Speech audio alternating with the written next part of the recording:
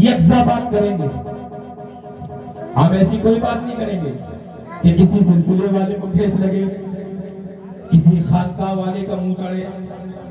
ہم نے ہمیشہ خانقاہ نقوی شریف نے ہمیشہ پیغام مصطفیٰ کو عام کیا ہے, اور اس لیے کیا ہے کہ پیغام مصطفیٰ اس لیے بھی عام کرنا چاہیے کہ ہمارے بزرگوں کا طریقہ بھی رہا ہے. ایسے کہ جب اسلام پھیلانے کی بات آئی, جب اسلام کو آگے بڑھانے کی بات آئی, جب اسلام کے اوپر قربانی دینے والوں کی بات آئی, جب اسلام کے لیے اپنی جانیں قربانی کرنے کی بات آئی, تو سب سے پہلے نبی کے گھر والے سامنے آئے.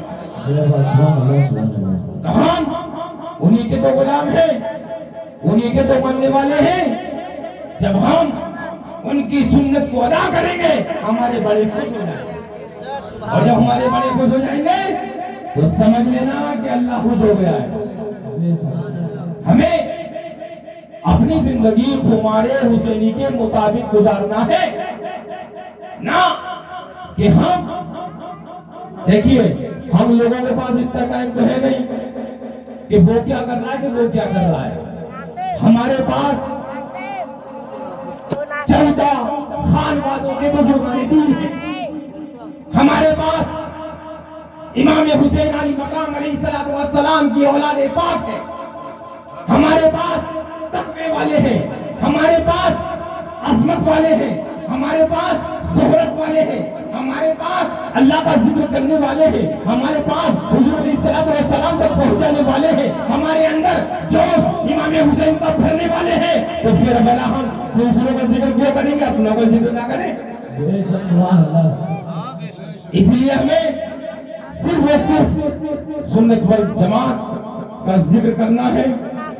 اس کے اندر ان تمام بزرگان دینوں نے کس طریقے سے قربانی کو پیش کیا اور رب کائنات نے ان کے تمام مراتب کو اور آگے بڑھا دیا.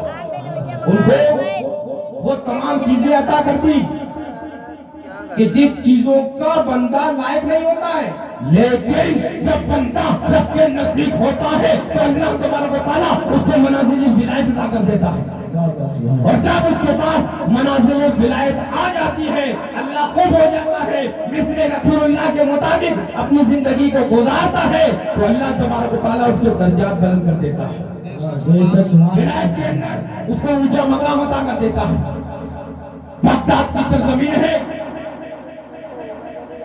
غوث سمدانی, قطب ربانی, شیخ عبد القادر جیلانی رضی اللہ تعالیٰ عنہ ایک بازار سے جا رہے تھے. تاریخ بتاتی ہے, علماء فرماتے ہیں کہ سرکار غوث اعظم رضی اللہ تعالیٰ عنہ ایک بازار سے جا رہے ہیں. آپ دیکھتے ہیں کہ شیخ کرتے ہوئے چلے جا رہے ہیں, پیچھے سے ایک چور بھی ان کے پیچھے لگ جاتا ہے.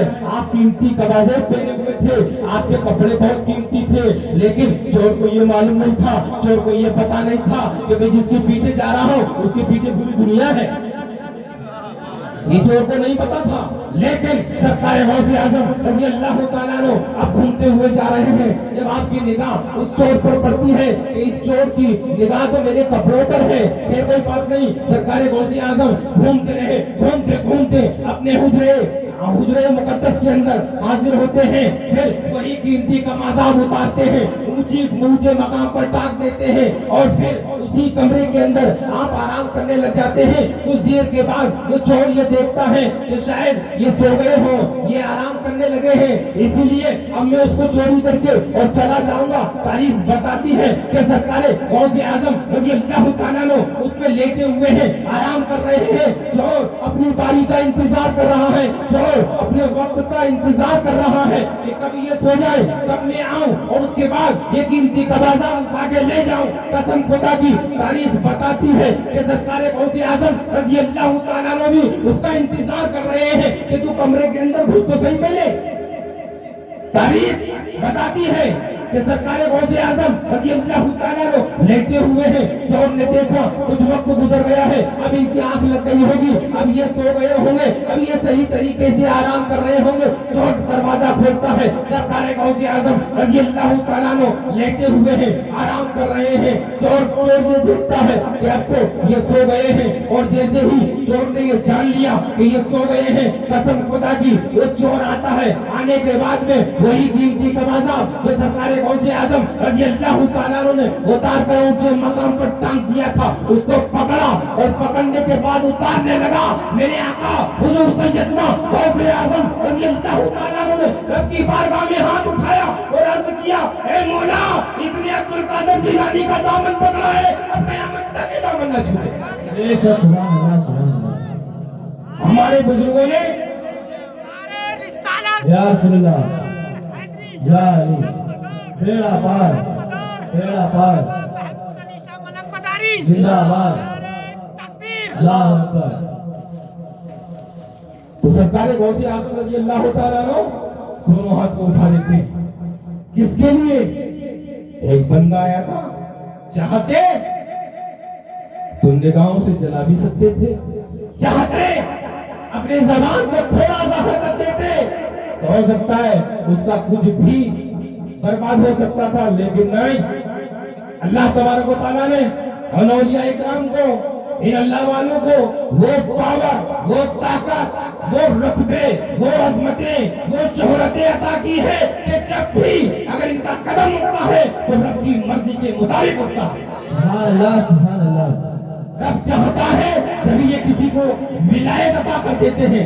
رب چاہتا ہے جب وہ اس مقام پر جب بندہ پہنچتا ہے جس کو مقام ولایت کہتے ہیں, مقام ولایت کے لیے بندے کو بہت زیادہ محنت کرنا پڑتی ہے. آئیے میرے دوستوں آپ کو بتاتا چلوں کہ اولیاء اللہ 3 قسم کے ہوتے ہیں. کتنے قسم کے؟ 3 قسم کے ہوتے ہیں. ایک تو وہ ولی ہوتا ہے جو ماں کے پیٹ سے ہی مادر ذات ولی پیدا, جیسے مدار پاک, جیسے سرکار غوث اعظم, جیسے نظام الدین, جیسے اشرف جہانگیر سمنانی, جیسے جان من جنتی, جیسے دادا ارغون, جیسے قاضی شہاب الدین پرتگال عاطف, جیسے شیخ فولاد, جیسے قاضی مگر کلہ شیر, جیسے صابر پاک, جیسے وارث پاک. ایسے بہت سارے اولیاء اللہ ہیں جو ماں کے پیٹ سے ہی ولی بن کر پیدا ہوتے ہیں. سبحان اللہ سبحان اللہ. تو یہ اولیاء کی پہلی قسم ہے. دوسرے قسم کا ولی وہ ہوتا ہے کہ جب ہم اللہ کے ولی سے اتنی محبت, اتنی عاجزی, اتنی غلامی, اتنی خدمت ان کی کر دے کہ وہ خوش ہو جائے تو اگر وہ نگاہ اٹھائے تو آپ کو ولی بنے. تو ایک ولی کی قسم یہ بھی ہے کہ ایک ولی دوسرے ولی کو ولایت عطا کر دیتا ہے, خوش ہو کر. آپ نے خدمت کی ان کی, خوش ہو گئے, ولایت عطا کر دی, وہ خوش ہو گئے. آپ نے ان کو پانی پلا دیا, وہ خوش ہو گئے, انہوں نے آپ کو ولایت عطا کر دی. تو ولی کی 2 قسمیں, ایک تو وہ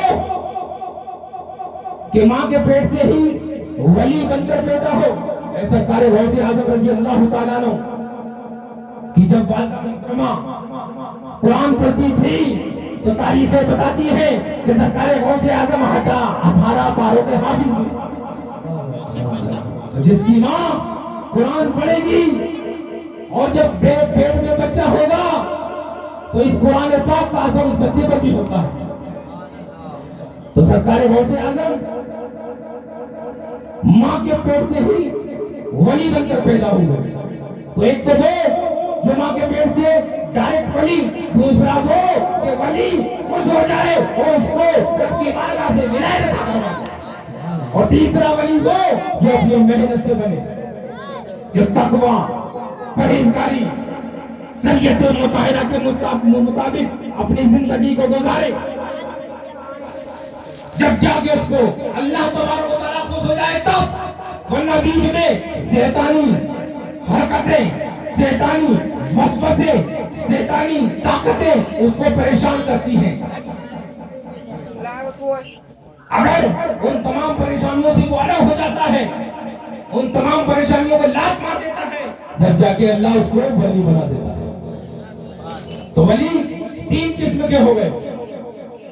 याद रखो मेरे दोस्तों, हमको ये पैगाम और ये इकराम ने यूं ही नहीं दिया है। आइए ढकनी शरीफ कोई ऐसी खानका नहीं है कि जिसको नजरअंदाज किया जाए। ऐसी खानका के वो बुजुर्ग नहीं है कि उनको सुनने के बाद भी अनसुना कर दिया जाए। ये अल्लाह के वो वली हैं कि जिन्होंने पैदल चलकर इस्लाम का फरोग किया, और वो कोई नहीं, आप अच्छी तरीके से जानते हैं, सरकार हुजूर पंजाब आशा मियां मदारी रज़ी अल्लाह तआला अन्हु की वो शख्सियत है। बड़ी जिम्मेदारी से कह रहा हूं, और अगर मैं झूठ बोलता हूं तो इसी महफिल में तो उठ के मुझे कोई जवाब दे कि जब इस वो बन्नोजान के अंदर कोई भी दमदार कहने वाला नहीं था, जब मेरे आका हुजूर सैयदना मदनी रज़ी अल्लाह तआला अन्हु की जीती जागती करामत का नाम है हुजूर पंजाब आशा मियां मदारी रज़ी अल्लाह गाँव करिया गली गली जाकर दामने मदनी ने आप लोगों को अता किया। आज हमें फरामोश करने की जरूरत नहीं है। आज अगर हम अपने बुजुर्गों के सच्चे वफादार हैं तो अपने आकाओं की गुलामी को अपना मुकद्दर समझ लो। जब हम अपनों के नहीं हो पाए तो याद रखना गैरों के अंदर तुम्हारी कोई गिनती नहीं होगी। आप अगर एक खानका से जुड़े हुए हैं तो ये वही खानका नबी शरीफ है कि जिसका कनेक्शन विलायत की राजधानी मकनपुर शरीफ से डायरेक्ट मदारे पाक ने तुमको मुरीद नहीं किया है, बल्कि अपनी करामत बनाकर सरकार पंजाब आशा बाबा को इस गांव के अंदर भेजा और उस पुरखतल माहौल के अंदर भेजा कि जब आपके बाप दादा भी सरकार हुजूर जिंदा शाह मदार रज़ी अल्लाह तआला को नाम नहीं जानते थे। और एक में इसी गांव की बात नहीं कर रहा हूं, मैं डिस्ट्रिक्ट बरेली की बात कर रहा हूं। जाओ उन गांवों के अंदर जाकर पूछो कि जब कोई भी दमदार का नारा लगाने वाला नहीं था, उस वक्त मेरे मुर्शिद बहक हुजूर सैयदना पंजाब आशा मियां रज़ी अल्लाह तआला अन्हु ने ऐसी चौक चलाई थी कि जिसकी बुनियाद पर सब लोग सिलसिले मदारिया में दाखिल हो गए और बाबा दामाने मदरुल आलमीन से सब ले पाए। सुभान अल्लाह सुभान अल्लाह। और ये उदयपुर बन्नोजान की जो खानका है वो नबी शरीफ है, याद रखना। वहीं से सीधा मकनपुर शरीफ का रास्ता है। ना मकनपुर शरीफ ढकनी से अलग है, ना ढकनी खानकाए मदरुल आलमीन की खानका से अलग है। ये वही खानकाए है कि जब हिंदुस्तान के अंदर ला इलाहा इल्लल्लाह मुहम्मद रसूलुल्लाह पढ़ने वाला नहीं था, उस वक्त मेरे आका हुजूर सैयदना मदरुल आलमीन रज़ी अल्लाह तआला अन्हु गुजरात की सरजमीन पर खंबाज के अंदर सबसे पहले आए और इस्लाम का नारा बुलंद किया था। ये वही मर्द मुजाहिद है कि जिसको एक हिंदुस्तान के ही लिए नहीं बल्कि पूरी दुनिया के लिए चुना गया था। इसीलिए मदारे पाक को कुतुबुल मदार कहते हैं, क्योंकि मदारे पाक पूरी दुनिया के कुतुब है। और कुतुबुल मदार वही होता है जो मकामे समदियत पर फाइज हो, जो औलिया की जमात जिसके सामने दामन फैलाए खड़ी हो, ए आका मदार हमको थोड़ा सा फैसला कर दो। कोई